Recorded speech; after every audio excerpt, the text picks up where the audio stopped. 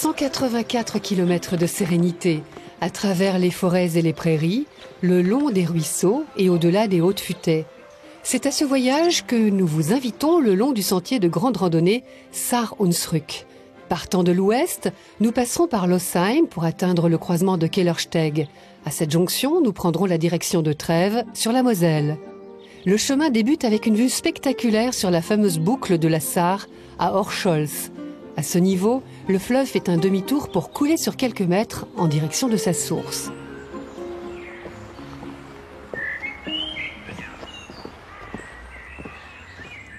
Achim Laub et Régine Görgen parcourent le sentier Saar-Hunsrück au moins 2 fois par an. Ouvert en 2007, il a obtenu le label Premium, distinction décernée au meilleur sentier d'Allemagne par l'Institut allemand de la randonnée. Achim Laub est à l'origine de sa création. Il en connaît les moindres tournants, les moindres rochers, et il s'emploie à le faire aimer du plus grand nombre.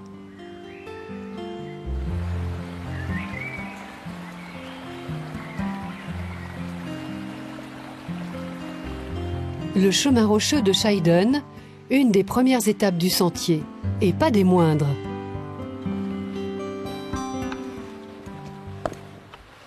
Bayern kennt man, es ist viele Bilderbuchlandschaften, den Hunsrück kennt man nicht. Und von daher erlebt man im Hunsrück einfach unglaublich viele Überraschungen. Mich begeistert am Saar-Hunsrück-Steig die Tatsache, dass es ein sehr vielfältiger Steig ist, der absolut in keiner Passage irgendwelche Langeweile bietet, sondern eigentlich quasi ständigen Rausch durch ständige neue Bilder, durch ständige neue Höhepunkte. Und eine unglaubliche Vielfalt an Wasser, Felsen, weiten Landschaften, weichem Boden, Grasboden, Pfaden, und der Abwechslungsreichtum ist wirklich unglaublich groß.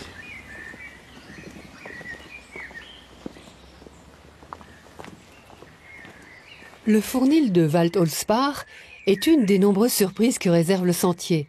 Une fois par mois, ces pétulantes boulangères animatrices se réunissent ici et mettent la main à la pâte. Sous l'œil vigilant et amusé de Marlies Gorges, elles fabriquent du pain au levain, comme autrefois, qu'elles font cuire dans le four à bois traditionnel. À la fin de la journée, ce sont 80 miches qui sortent du four. De quoi faire le bonheur de plus d'un randonneur affamé.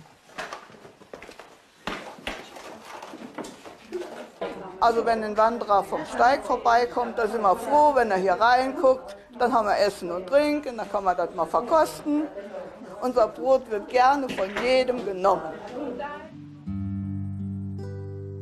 Poursuivons le chemin en direction de l'Est. L'alpage de Vadril est l'endroit parfait pour souffler un peu.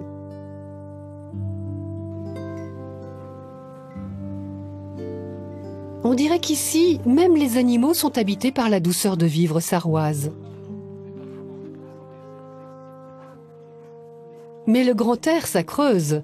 Au refuge de l'alpage, Peter Schumacher aime à gâter les randonneurs en leur servant des plats régionaux et traditionnels.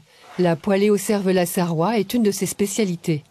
Le saucisson cuit est coupé en petits morceaux, puis Peter le fait revenir dans une poêle avec des pommes de terre et des oignons.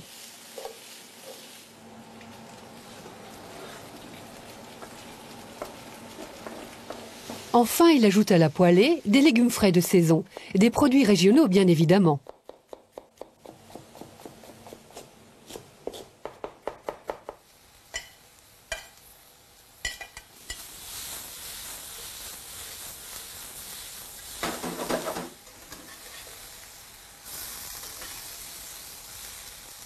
Spiegelt sich auch wieder im saarländischen Adventskranz. Da stehen 4 Flaschen Bier um den Ring Leona herum. Das ist einfach ein Stück weit Saarland, ein Stück weit Hochwald. Und ich möchte nicht behaupten, dass es nur im Saarland eine Fleischwurst gibt, aber bei uns gibt es halt nur eine Leona. Und die anderen Produkte, die wir da mitverwenden, den Kraut, bei uns sagt man Kappes, der gehört genauso zum Saarland. Weiterhin die Krumper oder Kartoffel, wie sie im Hochdeutschen heißt, ist im Saarland nicht wegzudenken. Zu jeder Hochzeit, zu jedem festlichen Mahl gehört einfach eine Kartoffel. In irgendeiner Form wird man sie finden. Und das vereinen wir hier und bieten das als deftige Mahlzeit für einen Wanderer an. Le randonneur qui s'attend à traverser uniquement des forêts et des prairies sur le sentier de Saar-Hunsrück sera vite détrompé. Le chemin finit toujours par rejoindre l'eau. comme ici, au lac de Lossheim, aux eaux cristallines. De la nature idyllique à l'odeur âcre du charbon et du cambouis. Jörg Jorems, membre du chemin de fer historique de Lossheim, est en plein travail. Depuis près de 30 ans, des cheminots amateurs consacrent leur temps libre à la restauration de vieilles locomotives et d'anciens wagons.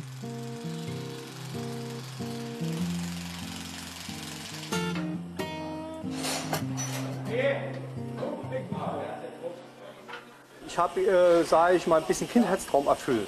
Ich meine, welcher Junge will nicht mal Lokführer werden? Das war mal so ein Berufswunsch gewesen von früher Zeiten. Ich weiß nicht, ob das heute noch so ist.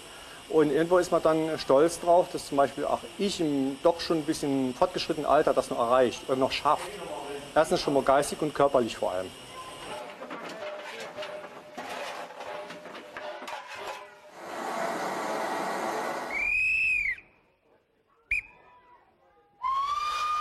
Attention au départ. Certes, la vieille dame de 80 ans n'est pas très rapide, mais quel bonheur de s'offrir un petit voyage dans le temps, tout empreint de nostalgie.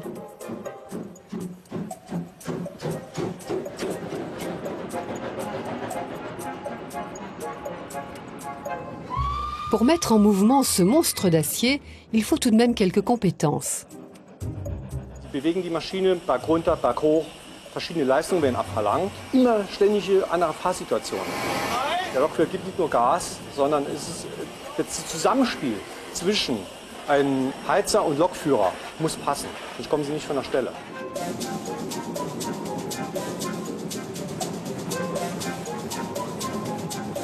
Pour les randonneurs fourbus, c'est l'occasion d'une escapade reposante et originale.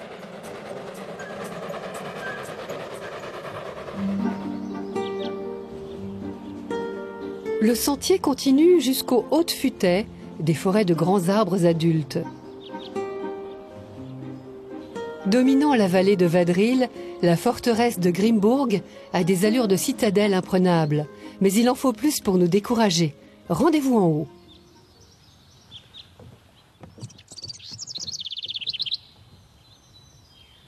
Le château médiéval de Grimbourg a été construit il y a plus de 800 ans pour défendre les terres des archevêques de Trèves. Du haut de la tour de garde, la civilisation semble bien éloignée.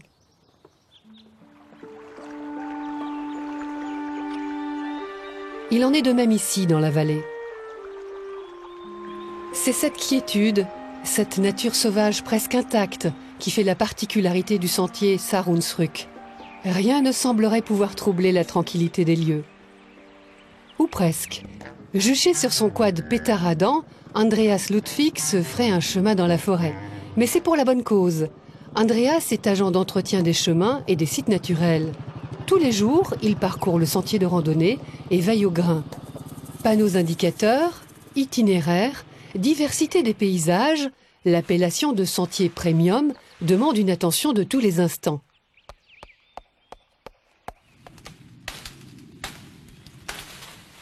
Wir haben ja auch gelernt. Es ist ja nicht so, dass man von Anfang an direkt gewusst hat, was braucht ein Premiumweg oder was muss ein Premiumweg aufweisen, damit er die erforderliche Punktzahl erreicht. Das war für mich oder für uns alle ein Lernprozess, der ist noch nicht abgeschlossen. Wir lernen noch immer ein bisschen dazu. Wir müssen immer noch mal gucken, wo können wir was machen, wie können wir was verbessern und so. Le petit pont qui traverse la rivière Lauchbach est une étape importante du sentier. Ici, le chemin se divise.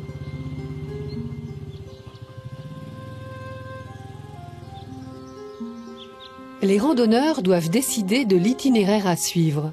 Direction Morbach et Idar-Oberstein en passant par le massif du Hunsrück ou le long de la Moselle en direction de Trèves. C'est ce trajet que nous allons emprunter. Paysages immenses, étendues lointaines, le sentier qui mène à travers les hauteurs de Bonnerat est un régal pour les yeux.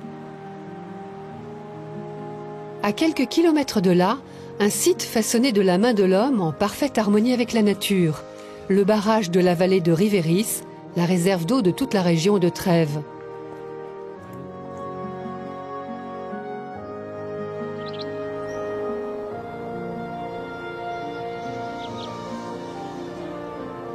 Au premier rayon du soleil, les petits lézards sortent de leur cachette.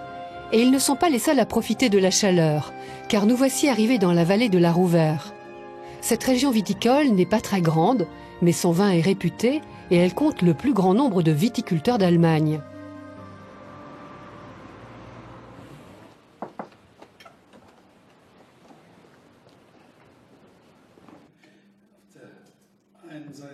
À Kassel, Christoph von Nell-Breuning est toujours heureux d'accueillir les visiteurs. Il est à la tête d'un vignoble de tradition qui produit du vin depuis 7 générations.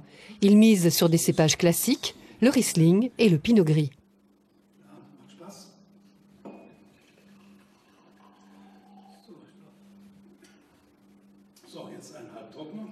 Wein ist das älteste Kulturprodukt der Region.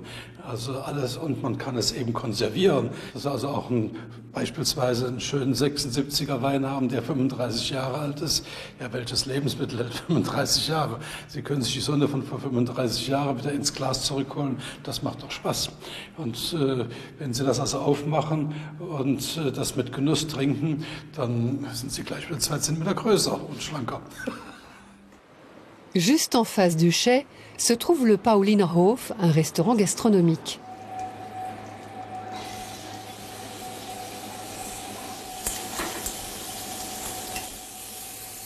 Benjamin Pfeiffer a 23 ans et il est déjà un virtuose de la cuisine. Il prépare ici un morceau de chevreuil dans sa poudre de poireaux, des génoises de boudin noir, de la purée de choux rouges et des olives confites. Le jeune chef est sans cesse en quête de combinaisons gustatives inédites et surprenantes. Parfois, ces recettes lui viennent en tête pendant son sommeil, quand il ne rêve pas à sa première étoile. C'est en effet l'objectif qu'il s'est fixé et il s'emploie à s'en rapprocher en déployant toute sa créativité au fourneau.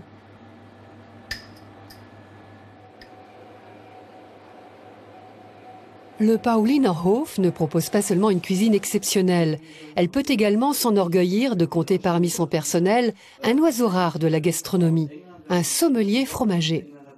Hier sehr interessant, der Marmorierte, das ist ein Käse, der wird in der Herstellung nochmal gebrochen, dann mit Salbei versetzt und dadurch bekommt er ein ganz... Jürgen Schulz n'est pas un simple amateur de fromage, c'est un véritable passionné. Das ist ein sehr, sehr kräftiger Käse. Toutes les variétés inconnues qu'il offre à déguster, Jürgen Schulz les a lui-même dénichées en Angleterre, en France ou aux Pays-Bas.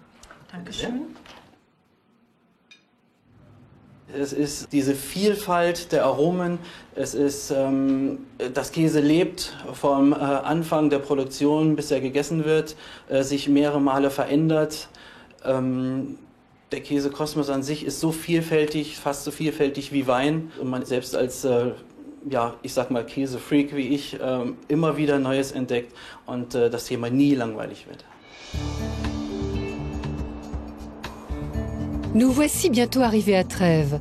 Cette ancienne cité romaine, vieille de plus de 2000 ans, est un haut lieu culturel. Et après un trajet de 120 km, elle est aussi le point d'arrivée de la première variante de la boucle Saar-Hunsrück. Nous décidons d'emprunter le deuxième itinéraire, du croisement de Kellersteeg jusqu'à Idar-Oberstein en passant par le massif du Hunsrück.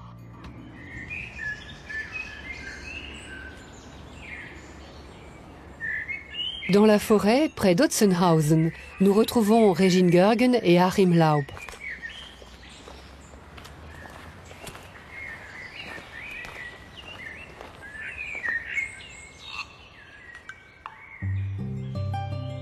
Sur la colline du Dolberg, culminant à 695 mètres, nous escaladons ce qui ne semble être qu'un enchevêtrement de pierres. Et pourtant, ce sont les pièces d'un puzzle archéologique millénaire.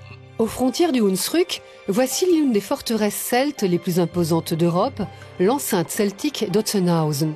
Vestige d'un mur qui mesurait presque 20 mètres de hauteur et 25 mètres d'épaisseur, elle traverse la crête de la colline sur 2,5 km.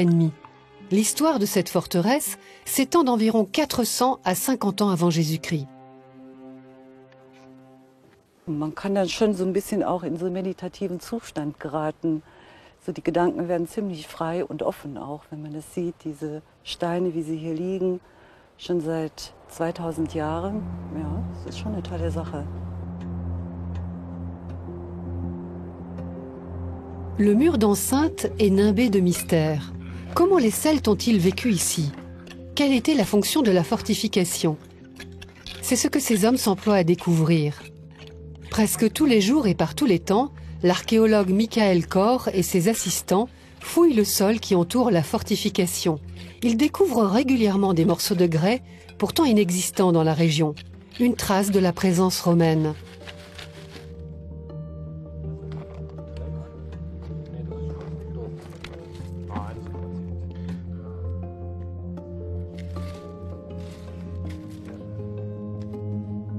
Das hier ist der bemerkenswerteste Fund, den wir in der letzten Zeit getan haben. Das ist eine Plastik aus Sandstein, ein Fragment, ähnlich wie ein Kapitell, wie man erkennen kann. Eine Hand, ein Arm und zuunterst ein Kopfchen, was man erkennt. Jetzt haben wir hier einen Hinweis, dass einen weiteren Tempel wahrscheinlich zu vermuten ist. Das heißt also, dass unsere Sichtweise, unsere Blickweite, wie wir diesen keltischen Ringwall in der römischen Zeit zu verstehen haben, dass er sich praktisch einfach erweitert. Même les plus petits détails, comme ce clou en bronze, ont leur importance pour les fouilles.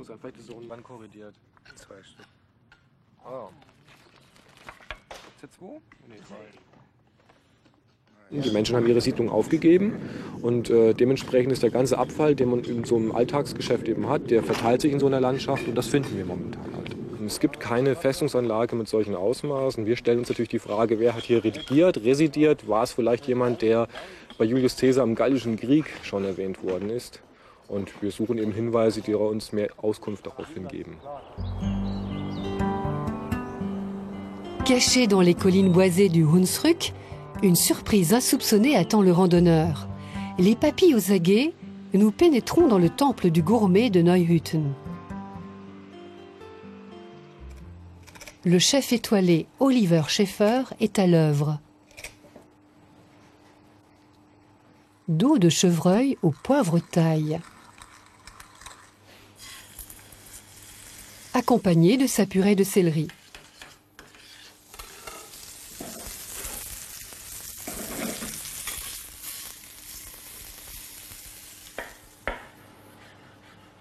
Une poêlée de cèpes sautés.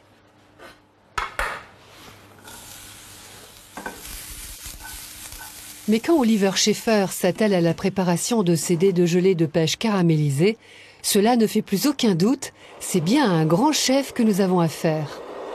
Gourmet-Küche ist richtig Stress und man muss alle Produkte auf den Punkt warm haben und alle Sachen punktuell auf dem Teller angerichtet haben, bevor dann das Hauptprodukt letztendlich auf dem Teller draufkommt. Lorsque le chef dresse une assiette, il y a une place pour chaque chose, et chaque chose est à sa place.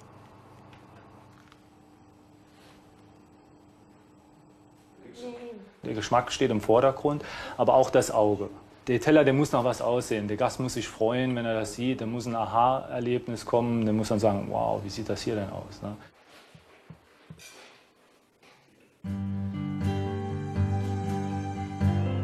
L'escapade continue sur le sentier Saar-Hunsrück en direction d'Idar-Oberstein.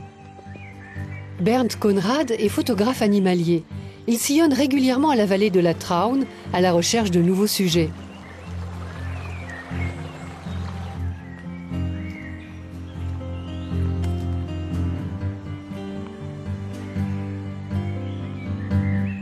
Grâce à ses clichés, ce photographe amateur a pu faire son entrée dans la très sélecte société allemande des photographes naturalistes.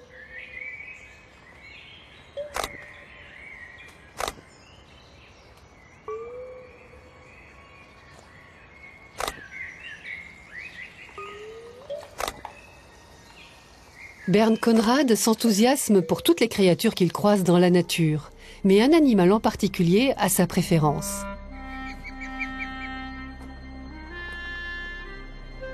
L'aigle pêcheur. Chaque année, lors de sa migration vers le sud, il vient faire une halte près des bassins à truites de la vallée de la Traun, attiré par ses proies faciles et en surnombre. Bernd Conrad a passé plusieurs milliers d'heures à l'observer afin de saisir les images les plus spectaculaires de cet oiseau de proie.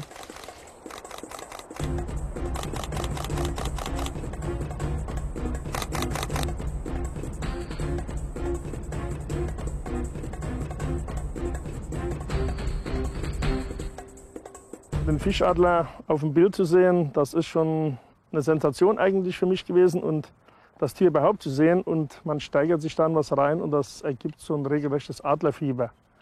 Und das haben mehrere Fotografen und gerade beim Fischadler dabei zu sein, wenn der einstürzt auf eine kurze Distanz, das ist schon das Größte, was man überhaupt in der Natur sehen kann. Und das kommt dann immer wieder. Und immer wieder kann man es besser machen, man glaubt es auf jeden Fall, es würde besser gehen. Les étangs à truites sont une étape intéressante, pas seulement pour l'aigle pêcheur, mais aussi pour d'autres amateurs de poissons savoureux. Dans près de 40 bassins, Peter Winsberger élève des truites arc-en-ciel, des truites de rivière et des ombles chevaliers, selon des méthodes biologiques et dans le respect de la nature. So, jetzt holen wir mal richtig. Kein dichter Besatz, keine Mast sind die Grundvoraussetzungen. Wenn wir das nicht so produzieren würden, würden vielleicht andere Produzenten mit Sauerstoff hier 400 Tonnen produzieren. Diese Angebote waren auch schon auf dem Markt. Aber das ist nicht unser Stil. Wir wollen das naturnah machen und nicht die Ressourcen überschreiten. So soll auch die Forelle ihr Zeit bekommen, abzuwachsen, um somit auf der Speisetafel ihren richtigen Platz zu bekommen.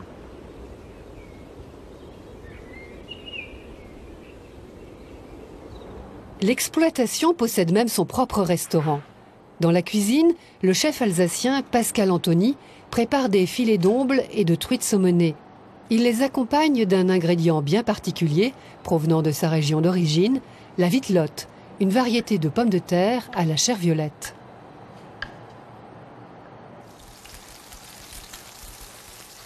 Il fait revenir les filets de truite dans du beurre, puis il ajoute des cèpes frais et des légumes de saison bio.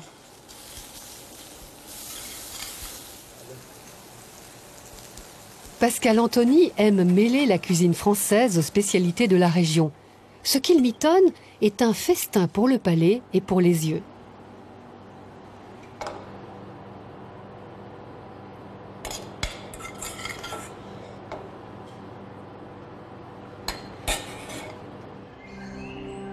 Sur les collines du Hunsrück, la forêt s'étale comme un vaste tapis vert.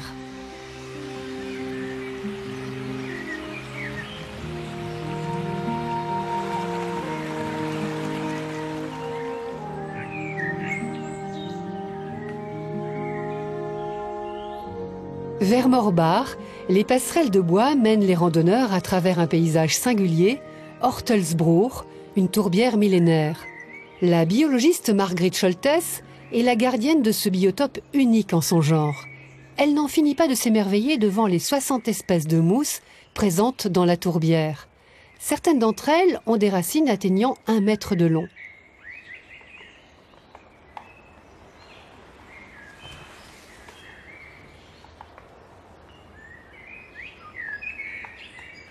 Die Urtümlichkeit des Lebensraumes, denke ich mal, ist das, was so fasziniert. Man weiß, dass die ältesten Moore an die 9000 Jahre alt sind. Das ist so knapp nach der Eiszeit. Ne? Das ist also ewig alt, so das Älteste, was man hier so an Biotopen natürlich kennt. Die Moore sind Reste aus der Eiszeit. Früher nach der Eiszeit sah im Prinzip der ganze Hunsrück so aus.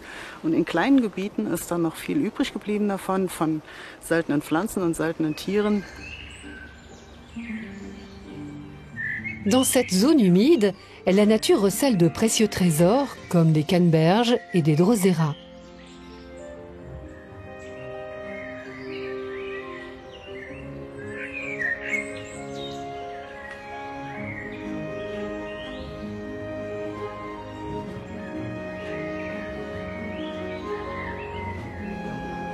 À quelques kilomètres de là, la tour du château de Wildenburg se dresse sur son éperon rocheux. Pour atteindre le château, il faut gravir 80 marches. Mais l'effort est largement récompensé par la vue imprenable qu'offre le sommet de la tour.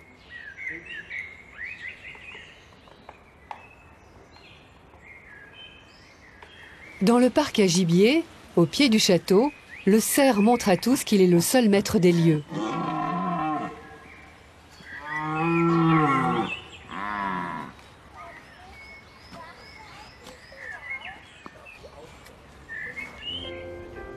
Nous prenons à présent la direction de Mörschid.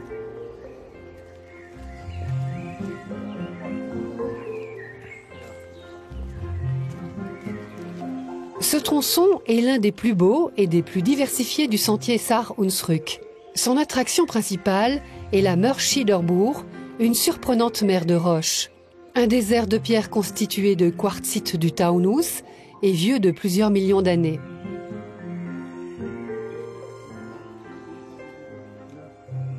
Vu d'ici, le paysage semble purement et simplement infini. Non loin de là, niché dans la vallée, se cache Erstein, un charmant village médiéval. Au cours des 40 dernières années, et avec le souci du détail, ses habitants ont restauré presque toutes les maisons à colombage du centre historique. Au beau milieu du village, dans une ancienne grange dîmière, on peut déguster des pâtisseries élaborées à partir de recettes ancestrales. Christa Schneider propose à ses clients d'aujourd'hui les traditions culinaires de toujours. Par exemple, le gratin aux prunes.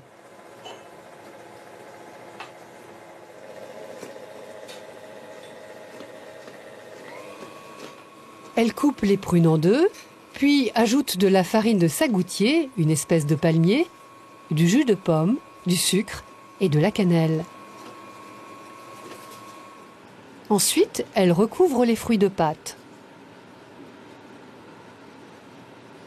Enfin, elle parsème la préparation de flocons d'avoine avant d'enfourner le gratin. Mir ist wichtig, dass die Gäste hier eine Zeitreise erleben, nicht nur die alten Gemäuer genießen können, sondern nochmal zur Ruhe kommen. Ich selbst komme aus Amerika und habe dort diese Schnelllebigkeit miterlebt. Und mir ist es wichtig, dass die Gäste nochmal zurück zur Oma kommen. Wie war das früher? Wie hat man früher gegessen und gebacken? Und wie kann man das einfach in Ruhe genießen? Und das möchte ich den Gästen hier vermitteln. Le gratin est servi avec une boule de glace à la vanille et de la crème fouettée. L'autre spécialité de la grange dîmière, c'est le gâteau orné d'une délicate pierre fine, en provenance de la ville d'Idar-Oberstein. C'est ici, dans ce haut lieu de la pierre précieuse en Allemagne, que s'achève notre escapade de 184 km sur le sentier Saar-Hunsrück.